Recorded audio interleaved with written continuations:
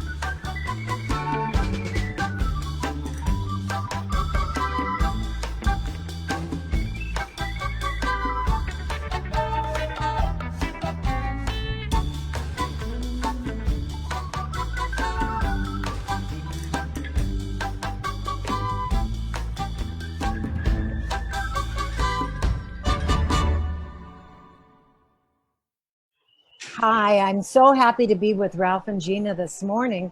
And my question to Ralph, on paper, he is very, very masculine, the fourth degree black belt, the pilot. A lot of what he does sounds like it's on the top end of the Men Are From Mars chart. And I want to know how someone has cooperated with all of the world and all of the women in your life in that compassionate way that you do. You are so compassionate, so kind. And so I want to hear from you how that all happened.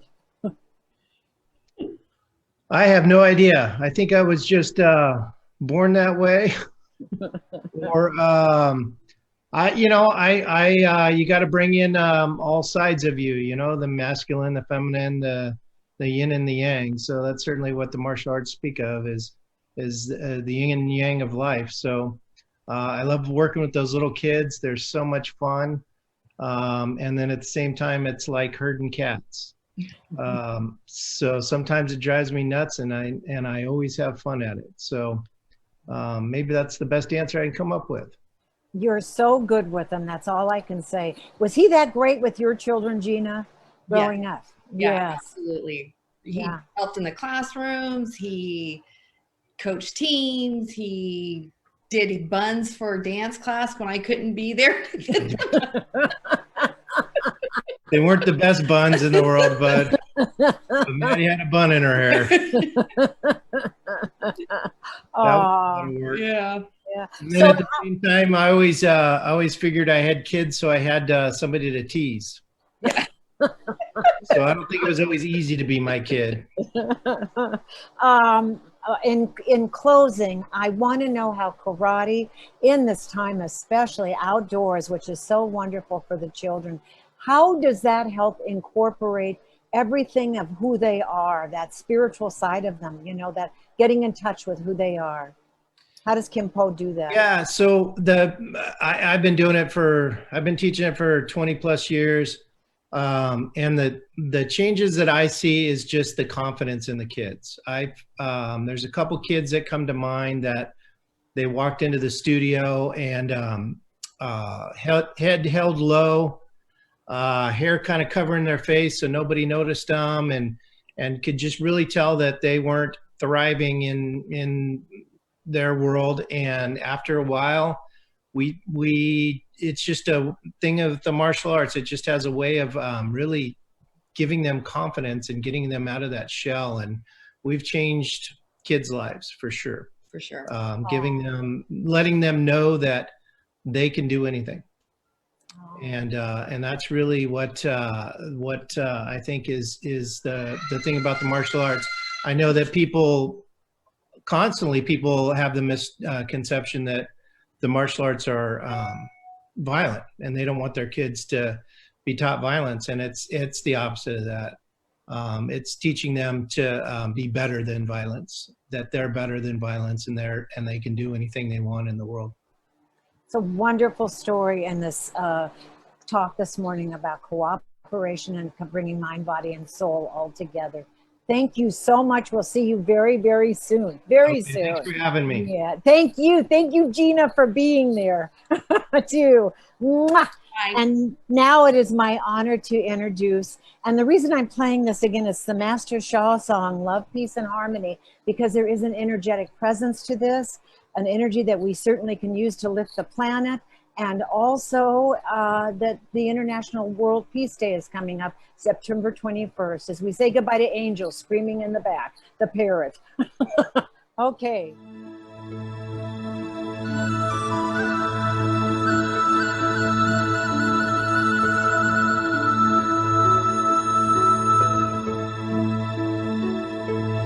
I love my heart and soul.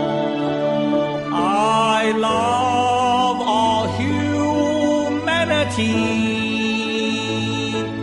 Join hearts and souls together.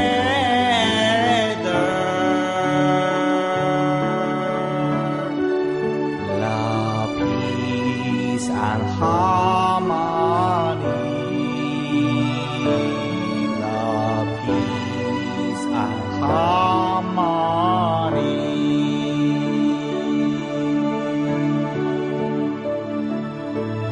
Lula, lula, lee. Lula, lula, la, lee. Lula, lula, lee, lula.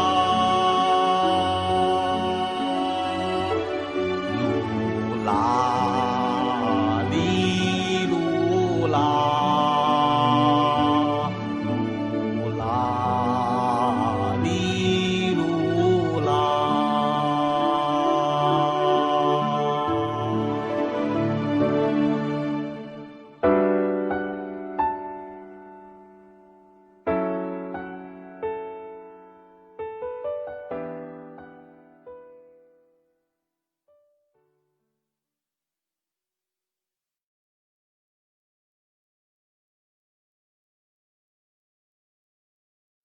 Oh, now it's my joy to introduce What's the Buzz. Most people don't look forward to the announcements. Buzz has made them fun, and it's actually a feature of our program now. So with our What's the Buzz, here's Buzz Noe.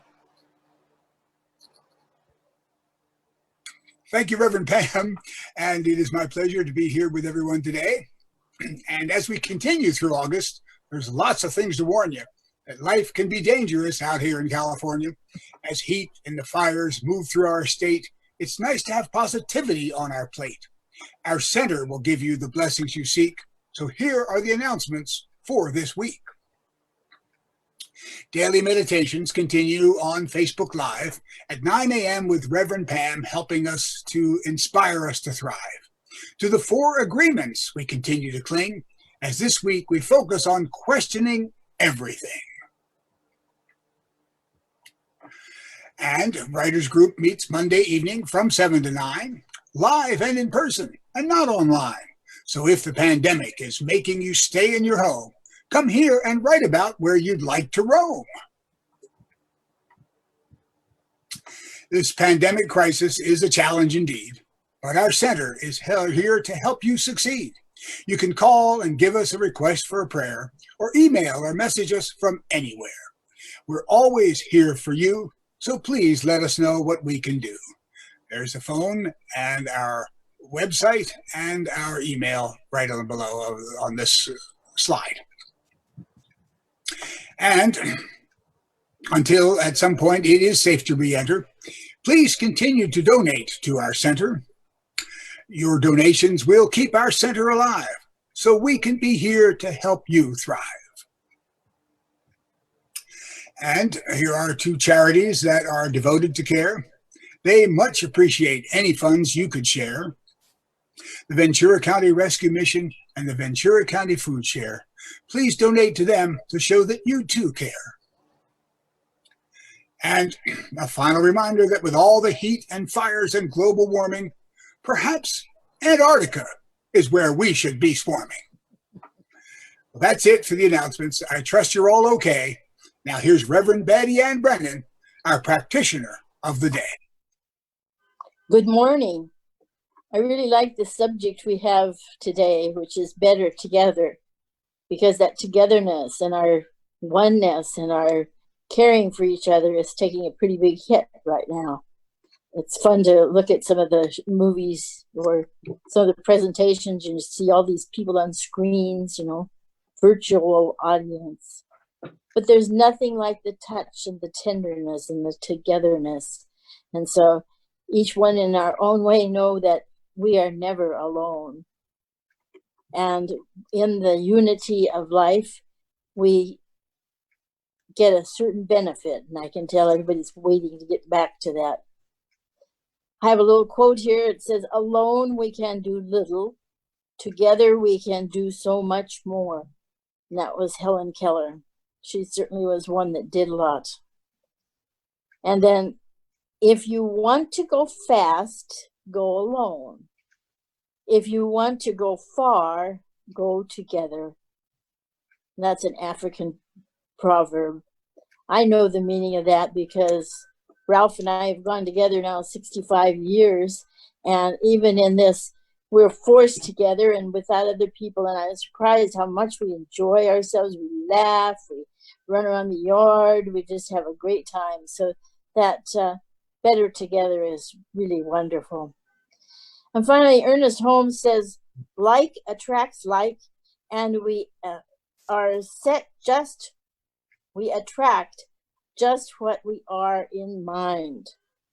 And one of the things I've been doing is spending a lot of time in mind, assessing the situation and running scenarios.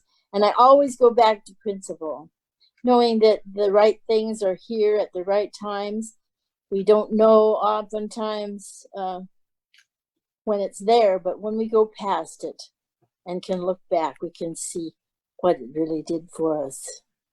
And so join me in a prayer of centering around these ideas. There is only one power. That power is us at all times, able to heal. And right now, in this moment, the great energy of healing is flowing into this world. And we are at one with the universe and expressing that oneness, that likeness, that allness. Being able to let go, to accept what is as what is, and move on to the next thing. Eager with eyes, eager with hearts, eager with our very being. And so I give thanks to know myself, because that's the only God I can know. And in this time of staying home and staying away from things, I look always inwardly and see that much is here, much is to be done, and to shower every moment, every thought, every action with love, with the greatness of our own expectation. Giving thanks for all things, giving forgiveness for all things, and knowing who we are. And so in this attitude of gratitude, I just let this treatment go into the mind of God to formulate for each of us a fantastic day, a fantastic week, a fantastic year. And so it is. Now it is my great pleasure to introduce my rival for attention here at the church, Bill Rotella, with something wonderful, I know. That's not a fair fight. I concede. You won. All right. Hi, everybody. Happy Sunday to everybody. I want to share an old folk song, an 80-year-old folk song. I just came back from the Sierras, And as you know, everything's on fire right now. So just as a reminder, this is from 80 years ago. It's very very appropriate today.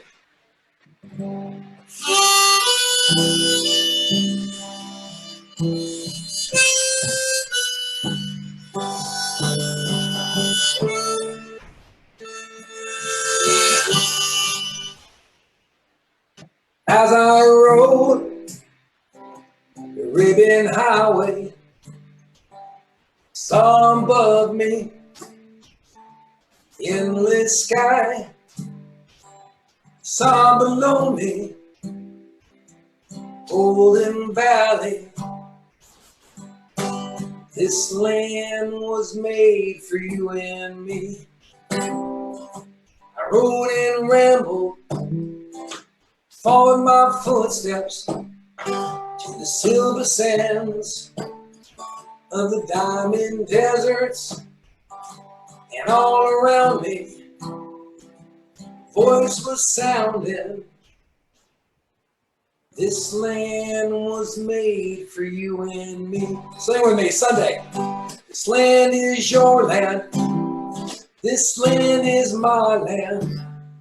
From California to the New York Islands, from the redwood forest to the Gulf Stream waters. This land was made for you and me. This land is your land. This land is my land.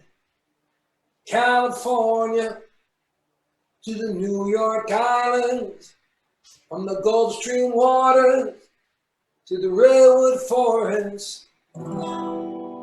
This land was made for you and me. This land was made for you and me.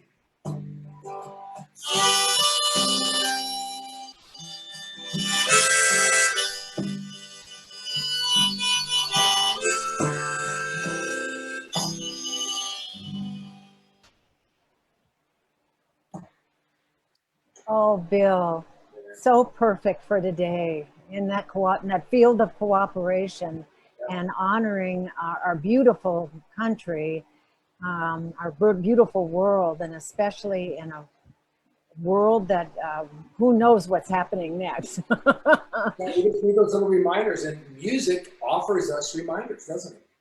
Music is one of the great connectors in cooperation. It is one of the great healers and connectors from the heart and soul, and you bring that to us. Thank you so much, honey. Very, very much. So now it is my honor to introduce our guest today, the wonderful Lissa Coffey. And I can't think of anyone better to share this topic better together in this field of cooperation than our wonderful Lissa, who is our Vedanta teacher too at the center. And she'll be starting classes the last week in September. So Lissa, are you with us here, honey? I am here. Yay! Yay! And so great song, Bill. I loved it. Oh, so good. And you know, it's really interesting. And this is one of those, there are no coincidences, as Lissa and Bill are really close friends. And as we love Bill, I mean, but we're not close like you guys are close. You know, we met at the church. You've got to be, I did not know that. Yeah. You met at the church and then, yeah. Okay, I'm taking credit. So it's all family. It's all family. It is. It's very much family. You're absolutely correct. And so I'm sorry, it sounded like it was raining here. So anyway, so to get what I'm going for today, Lissa, with you, and I'll just state where I'm at, and then I want to hear from you, because of all people, you are the most cooperative, loving, amazing person. And there are so much about you that I admire and respect and would like to emulate so much in my life too, just in that oneness and that love of who you are. So what I'm going for today is that we are better together through cooperation. And my intention is just to share that we come into this moment together in that state of oneness, and we are here to stretch beyond the challenges we face worldwide, and especially in, you know, we're so close because we're in California. Most of us here today, oh yeah, we're all in California today. And with all the fires coming from that place of oneness, I just want to move into that field of cooperation and gratitude for it all, without denying that crises exist. They exist. But I want to help all of us that are listening and on this program to move to that edge of growth, into that greater depth and height and experience of divine spirit and God through it all. And I think I would like this opportunity to hear from you and see where you're at in all of this and how we can rise above. Lissa. Yes. It sounds like you're talking to everybody. Like, okay, everybody jump in, you know? No, honey, just you. Just the two of us. Oh, it's interesting because video. What you said is exactly what Vedanta says, that cooperation, there's more to cooperation than just the word cooperation. It's the spirit of cooperation. And in Vedanta, we actually have a word for spirit of cooperation. And it's in the Bhagavad Gita. It's called Kama Denhu.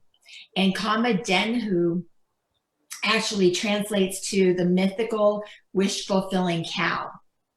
So it's like, when you want something really badly, you need to cooperate. You need to come together as a team. And they often use this example of the yagya. I don't know if you guys have participated in one ever, but it's like this holy fire ritual.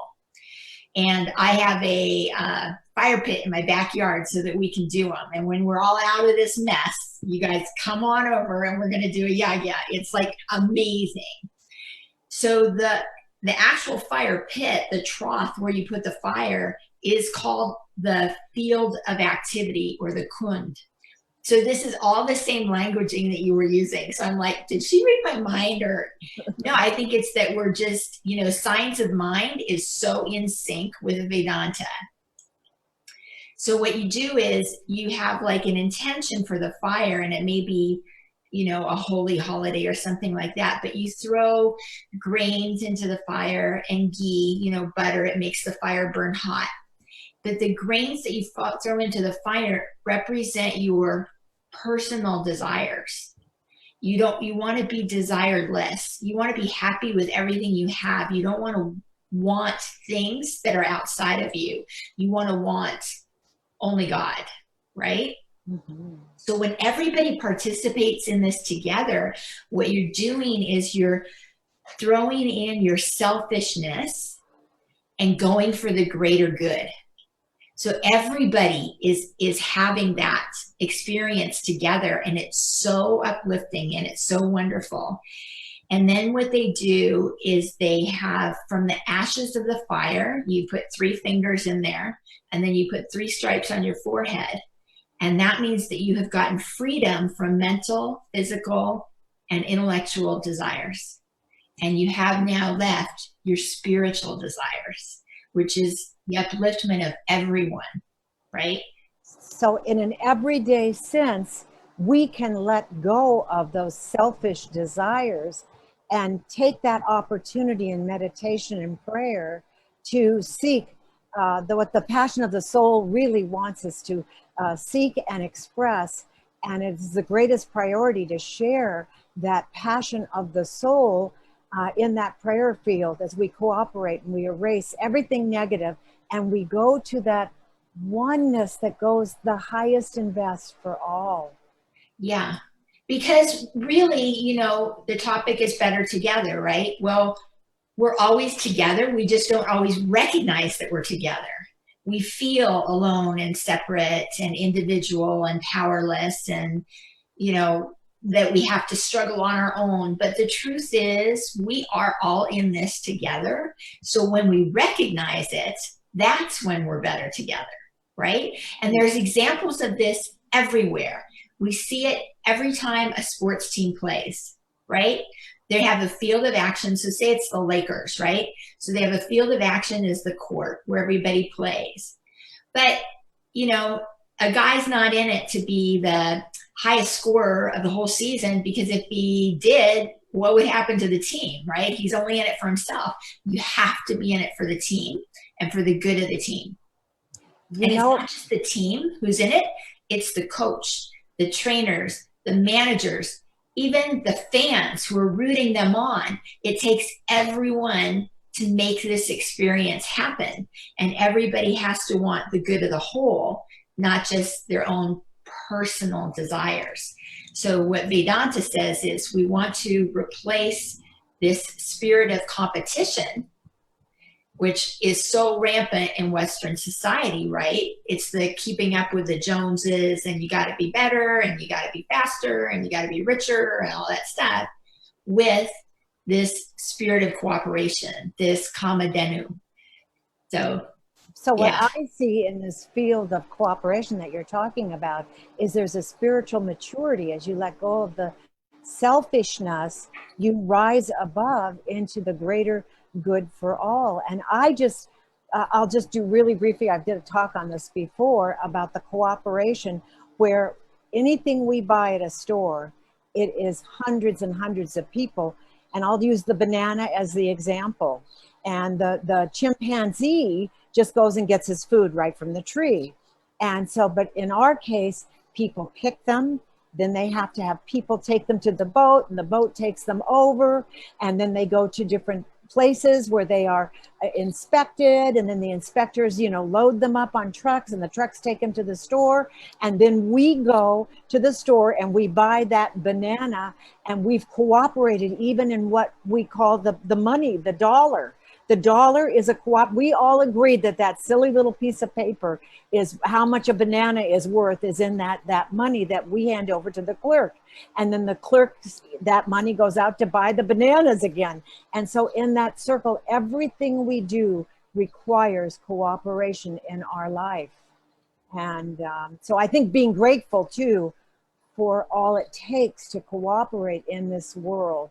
And knowing, like you said, that it's all this chain, of, and if there's one missing link there, then, if the boat doesn't come over, the bananas don't get on the boat, if one little thing happens, then you don't get your banana at the end of the chain, right?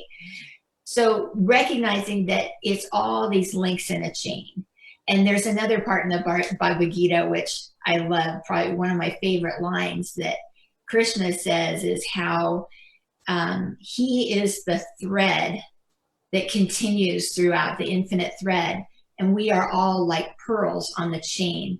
And so we're one, but that God source runs through each of us. That's what makes us alive.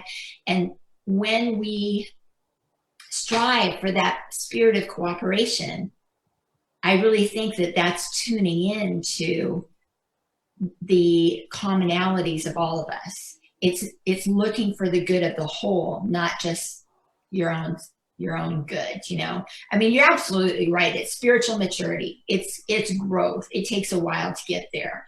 And I think even little kids, we start learning this when they grab somebody's toy and they're like, mine. Well, you get a little older and you go, well, nothing is really mine. You can't take it with you. Nothing is. Even your kids are not your kids, really. They grow up and they go and do their own thing, That is true. The only thing we take with us is our soul and its awakened state. And I believe, well, first of all, I know for sure I can do a testimony right here. All of the classes I've had with you, all of the classes in Science of Mind, all of the sacred texts say that we are born from the likeness of the divine God spirit, and that is love. And we take this all into that oneness and into that cooperation, and we see beyond the personality, and we see beyond the challenges, knowing that we come into this heaven on earth, so to speak. We can create heaven wherever we are. And I'll tell just a really brief story. My daughter, some of us remember and know Dr. Betty Ann, who was our chiropractor, not our wonderful, this Dr. Betty Ann, that's Reverend Betty Ann, but Dr. Betty Ann, who was with us, and she made her transition and everybody loved her. And Katie had a dream about her. My daughter had a dream about her. And she said, I don't understand it. And to me, I said, you have to interpret this your own way. But Dr. Betty Ann took her to a door and showed her the keyhole with light coming out. And she said, if you want to, Katie said, what is heaven on earth like? What is it like there? And she said, I will show you. And she showed Katie this hole, this keyhole you looked through and saw the light. And Katie said, I don't understand it. And I said, I have my interpretation that wherever you are, whether you're in that next dimension, you are in that heaven as you choose it. Your choices make the difference in that oneness, in that love. And that's what I chose to interpret it. But it made sense to Katie too, that it is like where we are, and we can make these choices to go beyond and become in that world that works for everyone, in that cooperation.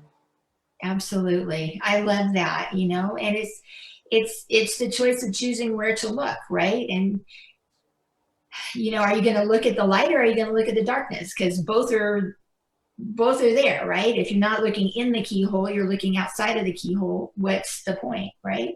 Exactly. Yeah. I mean, and cooperation is in every aspect of our life, even right now, right? You got Zoom, you got Facebook, you got all these different people, you got, you know, behind the scenes and all the preparation that goes into it. And you actually have something that comes out of it that's tangible, that's good for everybody. You know, and I agree. And I'm just going to touch on this. Right now, there are so many challenges, obviously, in our life, and how that those pearls are bringing us all together back into oneness and to love when we rise above it. And one of this is our political challenge right here in America. And when you go into that field of cooperation, we bless all the politicians, and we go to that divine blessing, but I always choose what is highest and best for all.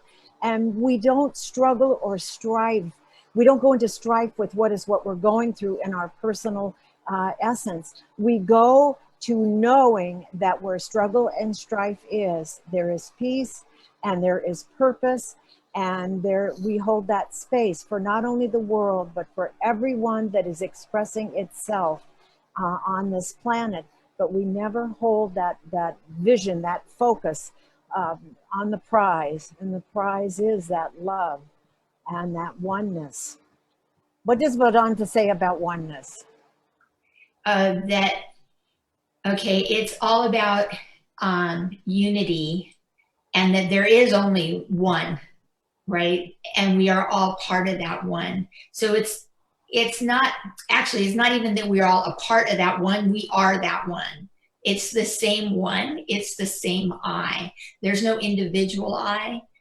It's knowing who you are is that. So, you know, it takes a while it's such a big concept that it takes a while to understand it. You need to meditate on it. And you know that Ramana Maharshi, that was his all that he preached, all that he taught his whole life was, who am I? Who am I? Who am I? Who am I? Right? So if you're in meditation and you're just sitting quietly with your eyes closed and you're like, who am I? Who am I? Well, you're not this body, you're not this mind, you're not this chair that you're sitting in, you're not, you know, there are roles you play in life. You know, I'm a daughter, I'm a mother, I'm a wife, I'm a writer, I'm a teacher, I'm a whatever. Am I that? Is that who I am? No, those are roles I play. Who am I? And when you can grapple with that and understand who you really are, then, oh my gosh, the world is your oyster. You've got it. You're just so at peace and so calm and so, you know, you can't help but be cooperative because you don't understand anything else. You know the connection, and it would never occur to you to harm anybody. You know, it would never occur to you to do something that was not in integrity, because you know you're only hurting yourself. I want to go back to something that you taught me and others that really made sense to me, because I always wondered, well, if we are one, then how come each one of us is this unique fingerprint of God? And you use that bucket of water. Will you do that analogy again of where when you stare, when the reflection comes back of how, yeah. Okay, so we know that there's, and this is not, I didn't make this up, this is a Vedanta thing, right? I heard it from Swami Sarvadevananda. But we know there's one sun in the sky, right? We look up, we all agree, yes, there's one sun. You see one sun, right? But you put buckets on the ground and you put water in the buckets and you see the reflection of the sun, right? Say there's 10 buckets. You look and you go, well, how many suns are there? Well, there's 10. Well, no, you're looking at a reflection of the sun. The sun is the one right there. There's not 10. If I pour the water out, is there only 9 suns? No, there's still one sun up there. We are all a reflection of that one God, Brahman, Atman, Krishna, whatever you want to call it. Everybody's got different names for it. God goes by many different names. It doesn't matter. Yeah. God doesn't care what name you call him. You could call him or her or it, whatever. Universal energy. There's one.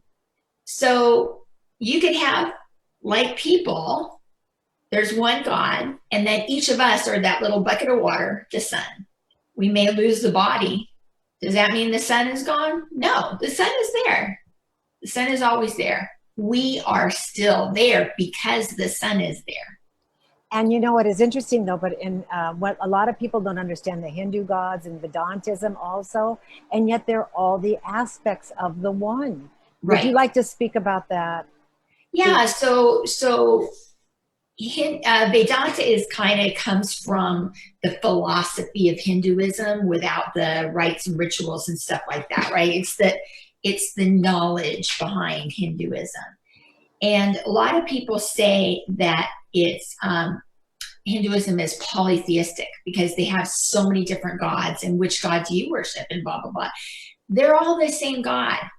But God is so big and vast and powerful and unique and varied that in order to better understand God and get close to God and learn from God, they have these little like personalities of God, aspects of God that are expressed through these different gods, right? So we know that, like when they say Mother Divine, okay, which Mother Divine? There's Mother Divine who's the caring, loving mother, cuddling her baby, kissy, kissy face. Oh, we love you. You're so good. But there's also the Mother Divine that's fierce, collie. Don't mess with my kid. I'm protecting him. You got to come through me to get to that kid. Both of those are the mother, right? We have different aspects of our personality. So imagine, we can't even imagine God having all the aspects that all of us have, right? It's beyond. I was taught by someone, I'm pretty sure science of mind, that first of all, our greatest thing is not only know ourselves, but we're here to give God a good time. And that also, that to stay in joy. And also that for the thing itself, Ernest Holmes would call it sometimes the thing itself, the only thing there is, the divine spirit, to know itself. We are the reflection, just like the sun's in the bucket. And yet each reflection is different. Each wave in it is different. Everything is different. So God to know itself, he is experiencing itself, the thing itself, in and through and as us. And from that highest space, but always giving us free choice, free will. And we can choose that darkness always. There's always going to be dark and light, because how would we know? It's like music has high notes and low notes. So for us to even feel the love of the music, we have to have that whole spectrum to feel the emotion and the passion in our soul. And that's what basically God is doing on this planet as well. But we are a choice always to where we're at. Yeah, and we each have a gift to give. We're each a part of the puzzle. We're each a piece of the pie, We're here for a purpose. We when we cooperate and help each other, you'll see that we have this. It's like in an orchestra, like you're using the music example. One guy can't play all the different instruments. Different people have to play different instruments. And if I play the clarinet, I may not know how to play the violin. So I need the violin player, right? Or if you're building a house, one guy is not going to get out there and do it all. You need a plumber, you need an electrician. These people have knowledge that we don't necessarily have. But you know what? We don't need to have it because they have it. We have something else to bring to the party. Exactly. I think someone said, maybe Oprah, I can't be you, that's already taken. I have to be my own self for God to know its own self. So imitation, authenticity works best in every single relationship that we have. And so I just want to close, and then I'll let you close too. Lissa, I love you. You know, I hope you know this. You are so generous, and I aspire to be as generous as you are in your goods, in your mind, in your body, in your soul, in every way that I know. You're just an amazing woman. So anyway, I just want to thank you for being with us.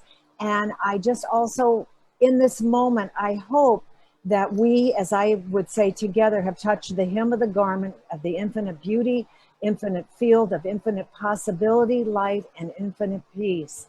And I'm just grateful for you coming together with me in this moment, in this infinite field, seeing and feeling this infinite field of possibility and bliss, and to remind us of what it means to return home to the frequency of joy and love and bliss. And so I just bless you, and I'll let you close out. I just remind people that we're talking about the spirit of cooperation, Kamadenu, that wish-fulfilling cow. So don't feel ever like you're alone, that you're in it, that you need to struggle. Just call on God, put your energies forth, and that team of friends, family, community, spirit, everything comes to support you and your wishes in that Kamadenu. Kamadenu, it's my new word. Say it again. Kamadenu, the wish-fulfilling cow. Okay, all right. And I love you. I love you. That's it. And I can't wait. Too. I can't wait to do the ya. I'm already ya. You say it again? Ya. Yeah. I can't wait. I am, and now I have something to even consciously see us around that fire, and this is over, done with, and we are back together again. And speaking of back together again, oh, wonderful Bill Rotella is with us. Yay! And can you be with us next month on the fourth Sunday, and maybe even sooner, Bill? So Lissa will be with us too. My vacations have been temporarily suspended. I want to say something. Hey, Lissa, that was awesome. And by the way, I want to say something. Not only as far as the better together goes, right? I mean, on a very personal level, I mean, I can subjectively say that, like, I'm better because we're together. You know, like, we can't grow in a vacuum, right? So the other flip of better together is that we are better off because we connect, you know, like, we're not meant to be in isolation. You know, humans are meant to give and share. And musically, I've had people ask me, like, what is the source of I mean, like, I'm on my 12th album, so people ask me, where does it come from? Really, it comes from experiences and people. And the thing is, this song I'm going to play for you now, I wrote at the beginning of quarantine. And because of relationships with people, with the center, with other people, the memories that we create, we get to revisit. That really is it. So this is a song about nostalgia. It's called River of Smoke.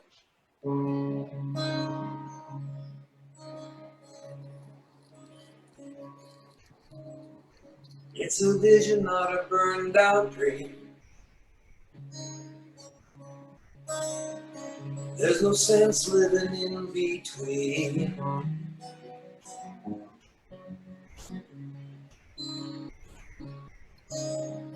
Choosing love and chasing hope. Not so different, not so long ago.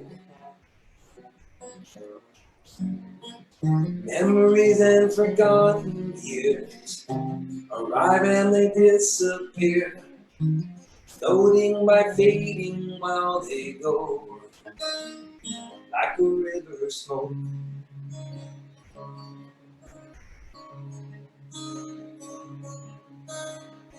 Wind blowing through poppy fields, still remember the way she feels.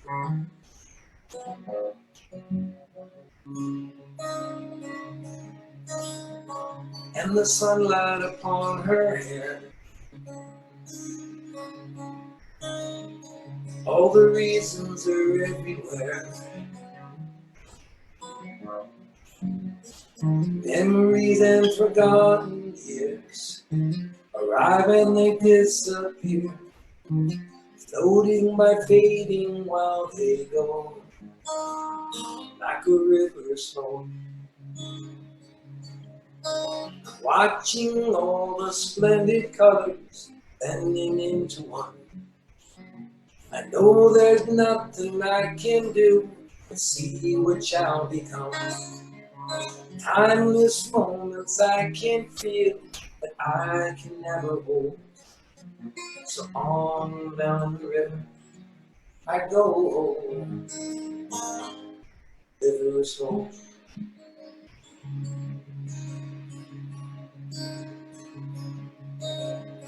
It's a vision, not a burned out dream. There's no sense living in between.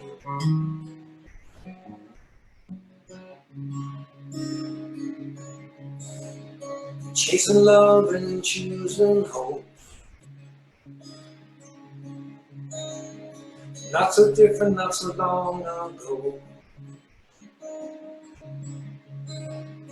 Not so different, not so long ago. A river of smoke.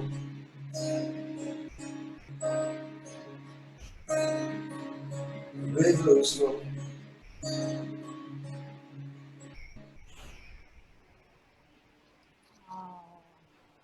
Oh, Bill, I'm so impressed with how your intuitive sense ties everything together for us. It's truly amazing, and I'm just so grateful you're in our lives, honey. That's all I can say. Yeah. Thanks, But Sharon. those, oh, what were you going to say? I interrupted. Like I said, when I saw the topic of Better Together, I always think about the connectivity of people and the memories. I mean, I look back and go, wow, man, they're like chapters in our lives, but I love those chapters, you know? Like this Oh, chapter right now, I was telling my granddaughter, we were on the lake, I'm going, hey, this is going to make you appreciate the next chapter even more. These are all just chapters, right? And people are chapters. So when you say Better Together, I'm better for being in the center. I'm better for Lissa. I'm better for you. I'm better for Buzz. I'm better for the whole crew. You know? oh, honey, thank you so much for that acknowledgement. Well, we're much better together with you. I'll tell you that. And speaking of granddaughters, I can't help myself. My 4-year-old granddaughter from Frozen always sings, "In the River of Memories." Yeah. Oh, I'm in the river of memories. When you said that, I heard that song. That's what it's the river. That could have been that last song. that's right. We who have children and grandchildren that age. Oh God, is that funny? Blessings galore. And now it is time to go with our giving. And so I am so grateful you were all with us today. And as we go into our offertory, just you can read this aloud or just embrace and inhale it. It is, and for those who have the memory of it too, some of us on the show, we can't see this today, but it is divine love, blesses and multiplies all that I have, all that I give, and all that I receive. And so it is, and that's the way it is. And so if you would like to donate to our center, and if you feel that you've received value from today and enjoyed today's service, we ask that you please donate. We can go to our website, csl-pleasantvalley.org, and you click on, right there they have PayPal and Zelle. And so thank you. Bill, as long as you are there, how do we buy your music? How do we get your albums and music? I got everything's on my website. Okay, and that is? BillRotellamusic.com. Well, you can't miss that one. That's easy. Okay, and so as we close today, we have been doing I want to say thank you to everybody, to Bill, wave, Lisa, wave, Betty Ann, if you're still there. I know we have a board meeting right after. Buzz and Lynn. I'm Pamela Bailey, who is on her way from Woodland Hills, which is like 45 minutes to the board meeting. And I want to thank Spencer Geagan. And if he could wave, that would be great. And also yes, thank you, honey, so much. And our Marcia Beebe behind the scenes. And if I've left anyone out, please forgive me. We usually do a coffee clutch afterwards. We go on, but we're not having it for 2 weeks. This week we have a board meeting we have to be at. And next week I may be gone. I'm supposed to be going to not Shasta Lake. I can't even remember the name of the lake right this second. Shaver Lake. Thank you, Spence. Shaver Lake, and the particulates are so great in the air. Bless California's heart and soul, and seeing it clear that I may be here. So blessings galore. Namaste. Peace out. I love each and every one of you. God is the presence and the power. Mwah! And so it is.